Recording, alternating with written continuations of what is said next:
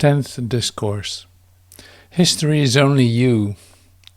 Tell me something that you can't remember. Can you remember not remembering? In the moment, but in the moment that you say it, you remember it. Of course. You are identified where? In the past tense. Is it then possible? Think of this for just a moment. To remember something in the future? Think about it. Where is the future?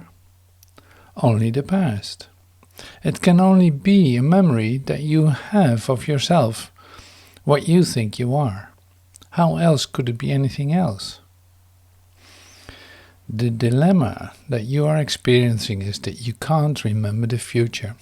When you awaken, you will remember it perfectly because you will see that the idea of futureness is constructed in your own remembrance, on your past tense. You will see then that in your own state of consciousness you are going through and repeating the same procedure of selfness over and over again. That is literally what you do. No wonder you get frustrated. You keep doing the same thing over and over again. Is it possible for you to do something totally and absolutely original? Just one thing. Remember that you are God, and that you will be original for you because the awakening process or the coming to truth can only occur once, just as the schism or death only occurred once.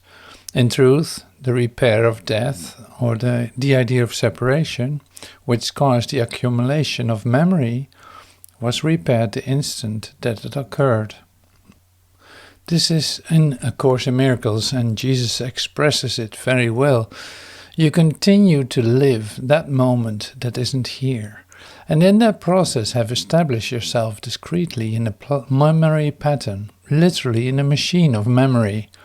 Now, if you are indeed that, and have identified yourself falsely, and continue to attempt to project out from you who you think that you are, how could you ever communicate with what you have established, or appears to be a separate entity that's outside of you? How can you really convey to them what you are? Which is really what you attempt to do when you write a piece of music or a piece of poetry, or when you say, "I love you." What are you really trying to do? You're trying to establish a form of communication with what appears to be outside of you, and you will always be misunderstood. So you look at somebody and you say, "Can't you understand me?" And the answer is no. No, they can't understand you. Do you know something? They can't hear you. Everything that you say to them goes through a filter in their head where they have established their own idea about themselves. Never mind the idea that they are making you up in the image of their own identification. Of course they are. I positively, absolutely guarantee you that there is no true communication in duality as there is on earth. There cannot be. You literally cannot communicate if you establish yourself separate from God. You can't do it. Who are you going to communicate with? What are you going to say? How does Jesus express it in the Course? He says you're a sorry army indeed. You are with each other one moment and then you turn and attack each other. And then you defend yourself from something else. And then you attempt to establish other gods outside of you.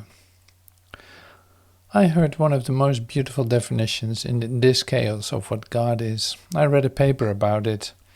The defense attorney who is defending the group who used a bomb to blow up the abortion clinic, of which they have been convicted. In his defense statement he said, "We have with us an unindicted co-conspirator in this," and he was talking about God. Obviously, the God that he has assembled was very much in favor of and participated in the bombing of the abortion clinic. Wow! Are you any different than that in the establishment of your God? How is your God today? What qualities are you giving to God today? poor Billy Graham, bless his heart. There's a schism going on in the Baptists. It's very serious between the conservatives and the fundamentalists, and it's very secular. It has nothing to do with God, whatever. But finally, Billy yesterday said in the paper the devil must have come in and is causing us all of this chaos. Bless his heart. The devil's making him do it. Isn't that amazing? Inevitably, what do? You refuse to accept responsibility for your own thoughts. The highest thought that I'm going to try and give you at this moment, and this may help you and it may not, is that no thought is ever personal. There's no such thing as a discrete thought. You actually, within your own self, hide from the truth and attempt to express yourself in limited fashion.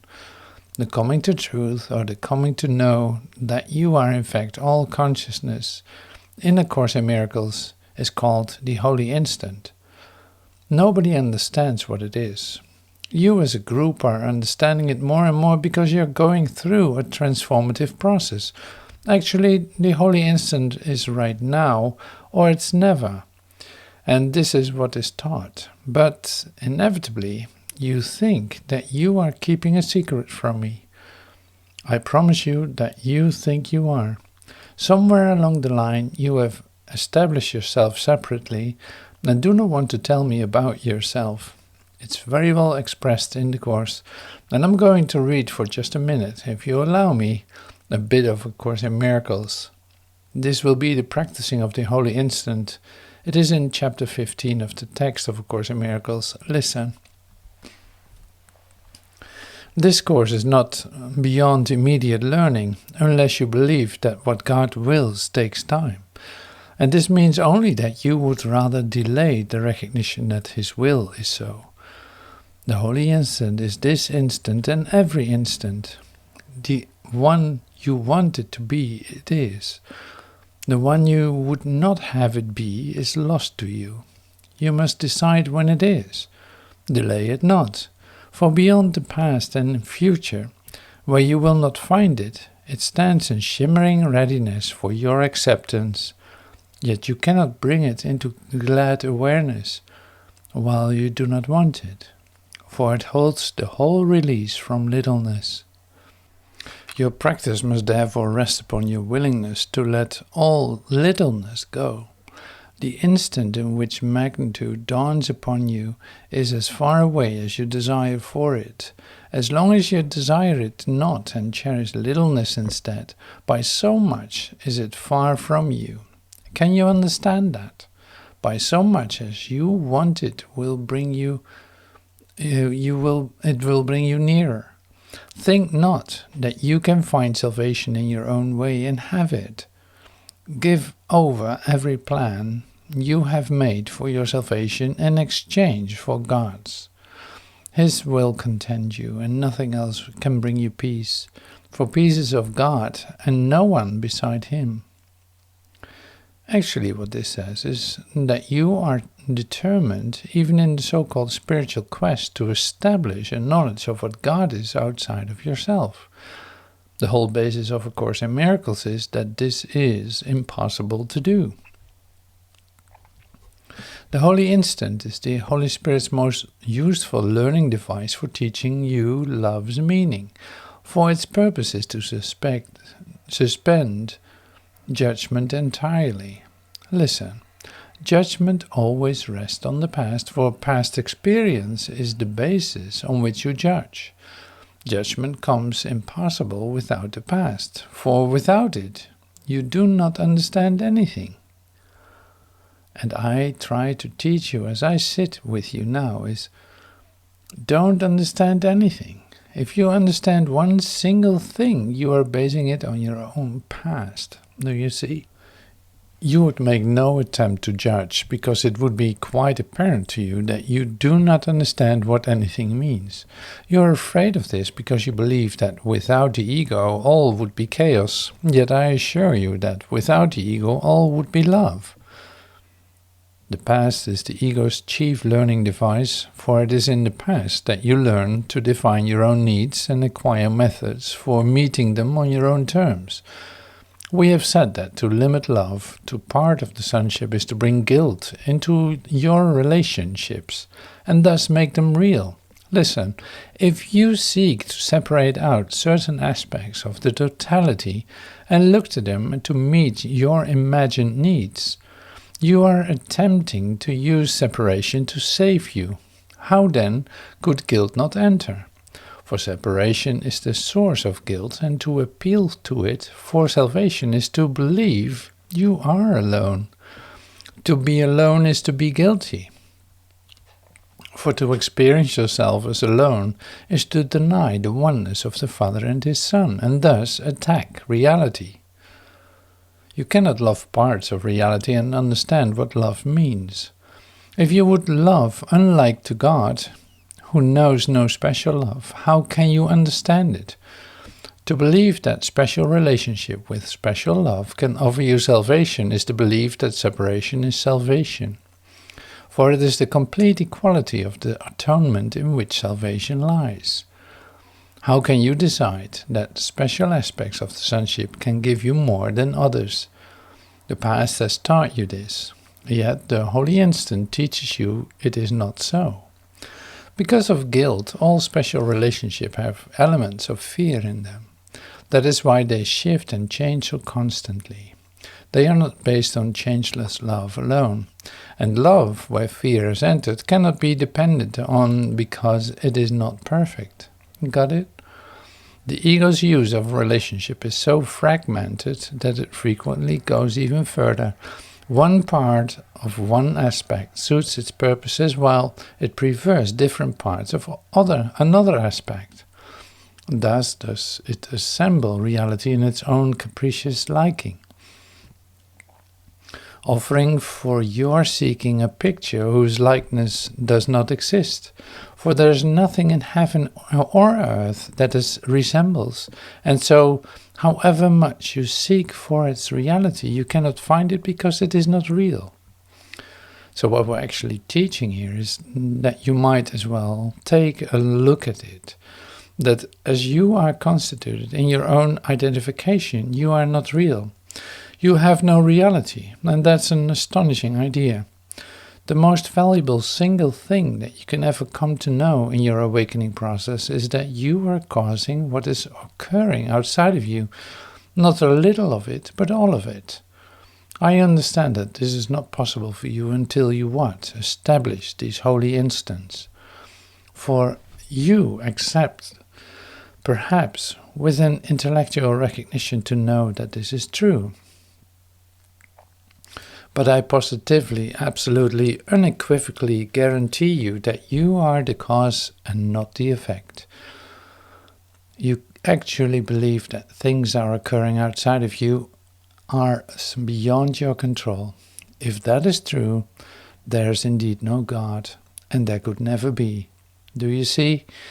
Your cause and effect are backward. You have forgotten, and this is A Course in Miracles again, that you are dreaming this and that none of this has any reality. And that's difficult for you to look at. So what do? You hold inside of you all of these incredible notions and emotions and manifestations of illusions and consciousnesses and hates and loves and fears and guilt. And then you tie it up, down, inside of you, because literally that is what your constitution is. Limited selfness. Who is the Antichrist as Jesus would teach it? Who but you? You standing separate from the totalness of your absolute truthfulness in consciousness. The dilemma with attempting to teach this lies in the determination of you to understand it and to separate somehow out of you the idea, say in the Course in Miracles, of the Holy Spirit or the ego. I guarantee you that every time there's the expression in the Course in Miracles, the ego, that you have not escaped it. And that's you, and you have not escaped it. And that when you have escaped it, it will not be necessary for you to be reading A Course in Miracles. I know that there's a seminar going on down in Chicago today where there's a lot of teaching here regarding to establishing somehow nice relationships using A Course in Miracles. And that's very beautiful, but it's going to lead to death. Because everything on earth that is an attempt to teach and understanding leads only to death. So really, what you're teaching, when you're teaching that teacher of God, is death. The idea that there's a holy instant that you can come into where you will recognize a transition, a transformation that can occur in you, has been with mankind since the very beginning, because God is an experience. God is something that is occurring to you. He's not outside of you in that regard. So we teach at the beginning, as Course in Miracles teaches it, is to forgive your brother. Now that doesn't mean that it is possible for your brother to harm you, because it is not. But obviously you think it is. Somewhere inside of you, you think that you can be unjustly attacked. And that's absurd. You can't be, but you think so. Otherwise, why would you defend yourself? What part of you says, I'm entitled to do this? What part of you says, well, I know that's true, but I'm here and therefore I'm entitled to do some things here, aren't I? Sure. Aren't you entitled to have a little love? Aren't you entitled to take and sort out the beautiful people that are around you? What's the ego's insidiousness with this? Jesus in A Course in Miracles says the most insidious method used by yourself to retain your own identity is the expression of love on earth, limited love, where you will choose a quality, for example, of another person. I love her very much. Why? She's very truthful most of the time. What in the hell does that mean? Truthful most of the time. Does that mean that sometimes she's not truthful? Well, I don't know. What is truth, brother? This is an astonishing thing. Obviously, no one on earth is capable of telling the truth, literally. You're only capable of being the truth, you dummy. How can something false tell the truth? Tell me, I want to hear it. You don't know whether you are telling the truth or not. Even if you tell the truth completely and absolutely, you're going to have to add, that's what I believe it to be. But you don't know anything. I just read you that in A Course in Miracles, you can't understand a damn thing. How are you going to understand the truth? Well, it's terrible. What an awful way to be. Well, I still want to love. Well, go ahead. But what are you rejecting? I'm not rejecting anything. I don't have any control for what is happening. I can only do the best I can. There's nothing that I can do about the starvation and murder, and they are going to nuke us. I'm defenseless over that. I might as well just find my littleness. Just like I just read you in the book. I'm going to be satisfied with littleness. I'm going to be satisfied to stay in this body and let it rot. I'm going to be satisfied with death and pain and terror and fear. Well, go ahead, brother, go ahead. I don't know how you could pick up what I just read to you, written at another level of consciousness, and be as determined as you formerly were to hold on to yourself. The process of letting go of self or surrendering is a transformative occurrence, and that's difficult for you to see, but that is coming about in you. I assure you that it is, and that it is happening to you. In the meantime, the ego or yourself may very well interpret it as a form of persecution. Why not? What's better to know? That somehow you are entitled to some things here? Therefore, you must feel that you don't have something. That is what you don't have. What is it that you don't have? Well, you remember this. As you are constituted in space-time, you are a conglomeration of limited ideas. You are constructed in selfness on limitation. And that is why you keep trying to get things and hold on to them. Then you discard them and you throw them away and you take something else and you keep seeking to what? Complete yourself. It is literally impossible for you to complete yourself except that you come to the truth of who you are. And that is an all-body, physiological, mental, emotional occurrence within your individual cellular manifestation. How could it occur outside of you? If you see it occurring outside of you, what are you going to do with it? If I disappear now in a blaze of light, what are you going to do? Will that eliminate your dilemma? Or will you simply have another cup of tea and say, wow, I wonder what happened to him? You may have this table solid, haven't you? You've made this body solid. You have made this real. If it is not within the scope of your limited state of consciousness, there are only about 3 things you can do with it. 1, you won't see it, which is most important. 1, Jesus in A Course in Miracles tries to tell you that all around you are these energies, higher states of consciousness. And they are.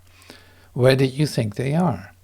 Where do you think Jesus Christ of Nazareth is right now?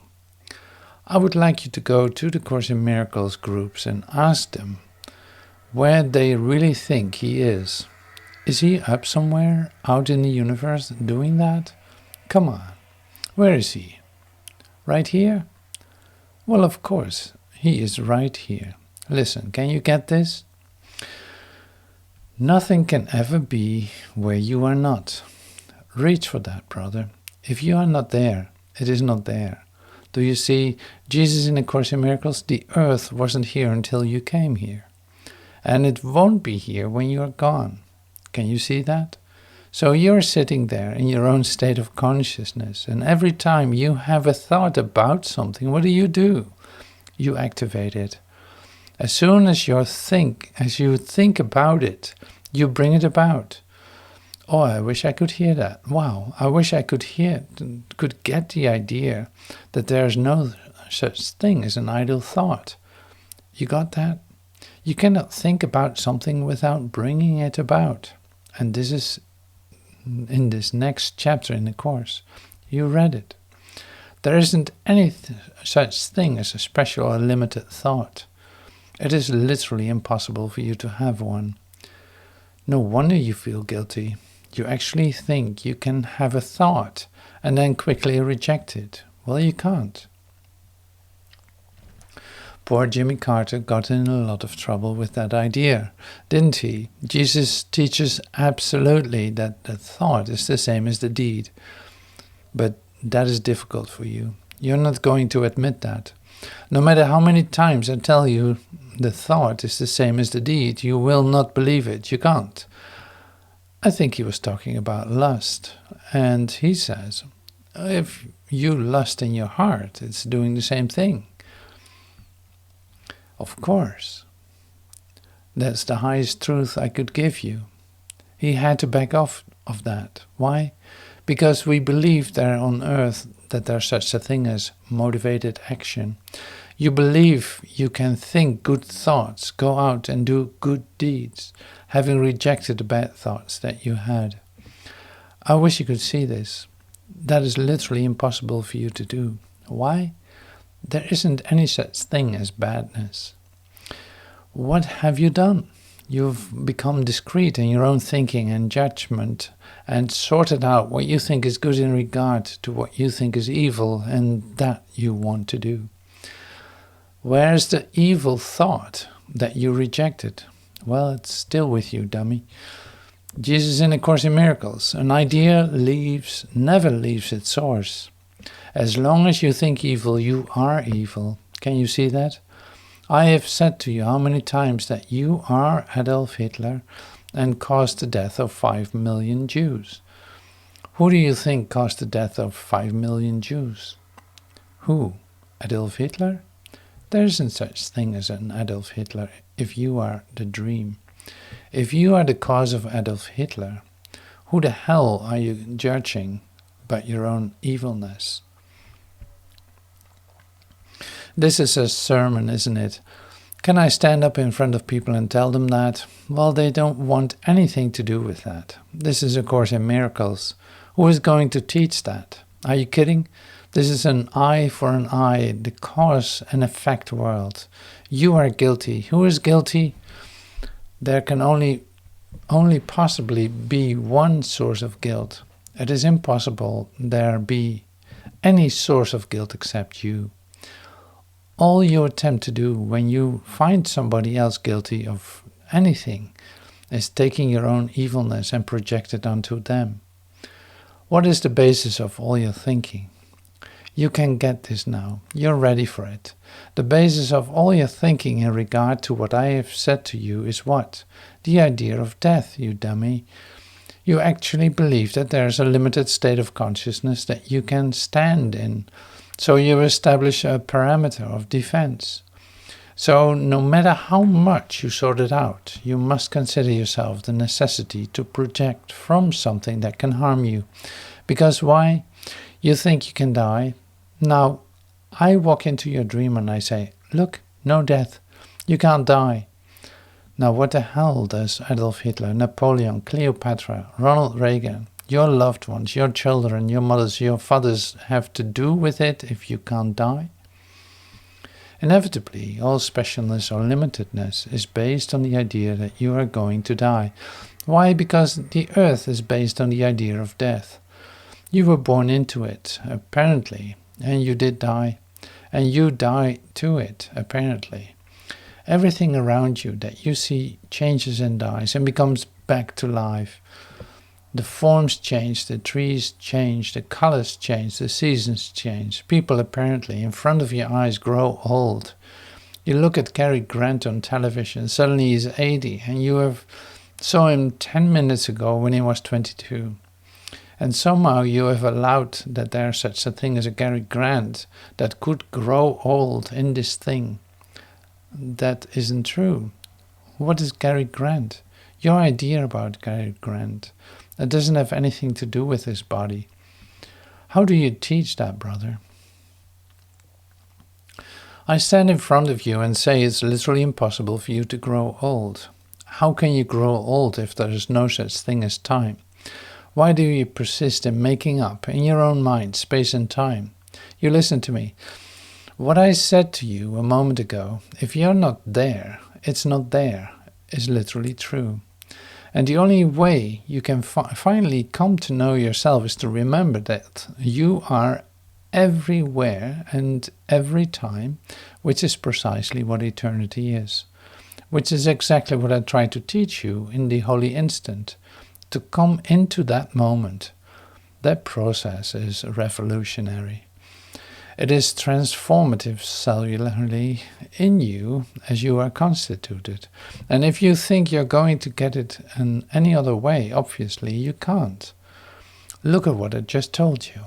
If you're making it up, how can you change it if it's outside of you, apparently? You can't. Do you see that? Do you see?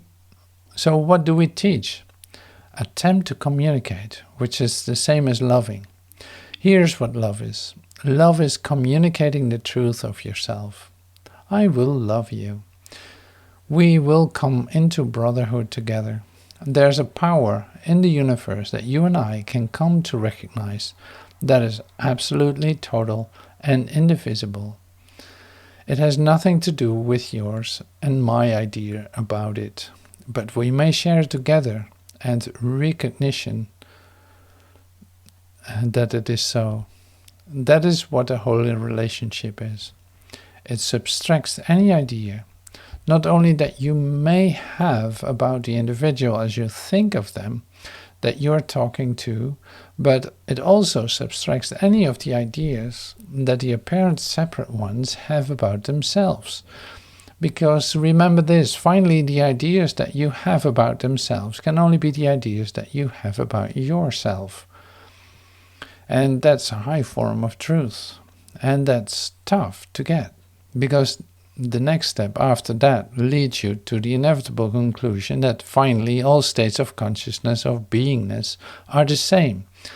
And there is, in fact, exactly as Brother Jesus teaches us, absolutely nothing discrete in thought. And that is painful to you. like to think that somehow you're capable of discretion, of holding yourself separate from something outside of you. That is literally impossible to do. The most indiscreet thing you can ever do is to come to God. Take off the fig leaves, huh? Wow, wake up. Come back into the garden. Boy, that's tough to do, isn't it? See, as soon as you get that idea in your head, you feel unentitled. There's another process the ego loves to use, you know. Oh, I'm not entitled to that. I'll admit that I have certain qualities that are good, but I would never presume to be a son of God. Well, who are you then if you're not? Well, I'm nuts. You're nuts, is what you are. You don't know what you are. You're not anything. And you can only be one of two things. Jesus gets tough with this. This is the highest truth there is. You listen to this. You want to hear something tough? You are either for me or you're against me. There is no in-between. All the discussions that goes on between the Baptists and the Methodists and the Buddhists have absolutely no value whatsoever. Why? Because every single one of them individually in concert is against God. Why? Because the constitution of the idea of separateness is anti-Christhood. Phew, I better not say that. I'm liable to get attacked. This is exactly what the Master said 2,000 years ago. Of course. What are you going to do with that? Somehow you want to pick out certain aspects of what's here on earth and say, well, I know that's true, but... You will but me. You say, but isn't it better to be a churchgoer than to be cutting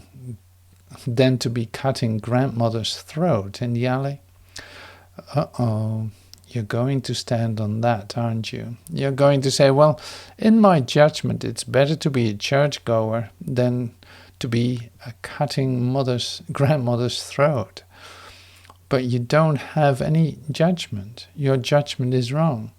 Not only is your judgment wrong, but you are cutting grandmother's throat. Very few of you can hear that yet, but you will come to it. The whole dilemma with limitedness is what?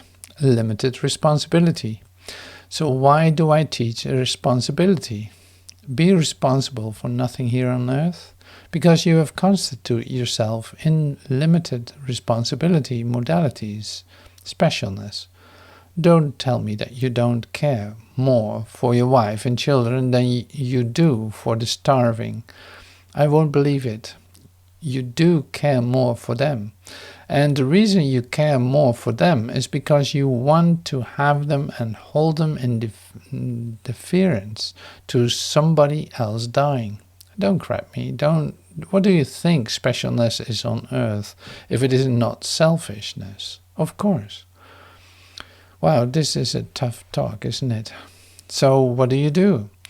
You'll see people, saints, so-called saints, at very high apparent states of consciousness.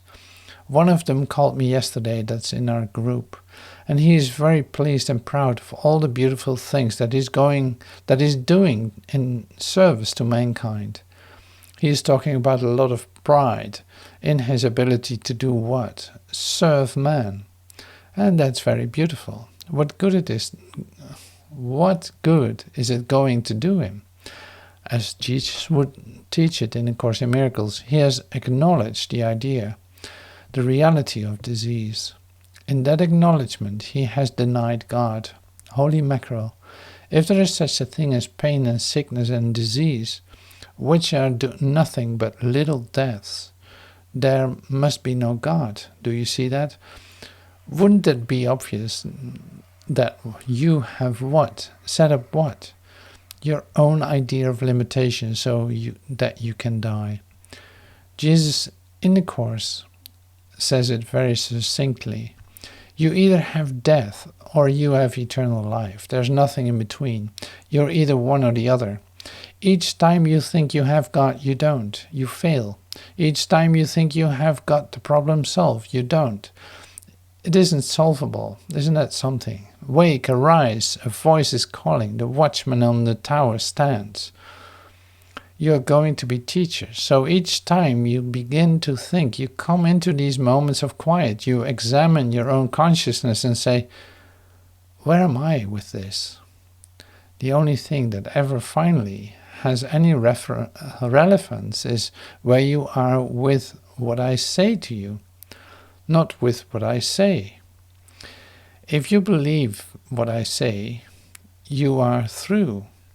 You inevitably, as you get more advanced, you do it less and less, will take that I say and chew it down into your own limited state of consciousness.